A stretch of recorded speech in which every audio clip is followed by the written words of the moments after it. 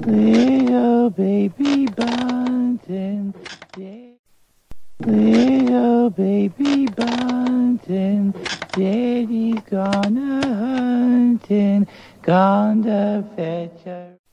Agnes, it's me, Billy.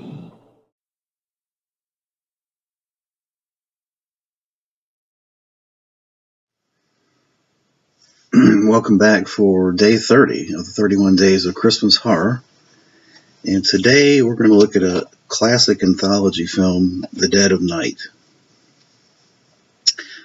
This was a British film made by Ealing Studios back in 44 or 45.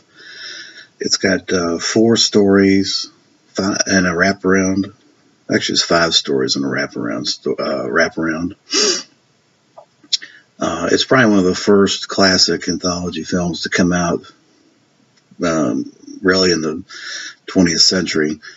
And Martin Scorsese says it's one of his favorite films. And in fact, Martin Scorsese commented on Queen of Hearts. It was one of his the best melodramas that he'd seen in a long time. So let's start with Dead of Night. Why am I doing this for a Christmas-themed horror movie? One of the stories is set on Christmas Eve, and it's kind of a ghost story. Basically, a bunch of kids are together for Christmas, and one of the girls befriends a little boy who ultimately ends up being a ghost. So that one of the 5 stories was Christmas related, but the best story on here is The Ventriloquist with Michael Redgrave. It's the finale film, and it really portends the Anthony Hopkins magic movie of the 80s. It plays just like that, and it's downright spooky. It's a really, really good short story about a guy that the dummy actually starts to possess the guy, Michael Redgrave in this case, and the acting is very excellent in it. It's moody and atmospheric, as is all of the anthology shorts in this movie. Thought Ealing Studios did a good job. Each of the shorts has its own director, and I thought they were well done. I mean, it's pretty tame stuff for today's viewing audience, but I could say back in the 40s and 50s, it was obviously of its time. The wraparound story is basically an architect that's invited out to a cottage, and when he gets there, he realizes that he has memories of or knows all the people at the cottage, and he starts to have premonitions about each one of them before things happen. And there's just a series of stories about each person that has a variety of things, ghostly apparitions and premonitions that occur. One's got a premonition story about a bus going off the side of a cliff, and the guy has a premonition about it before it happens. Things like that. But if you don't have this, I would definitely recommend it. There's a Blu-ray out on this.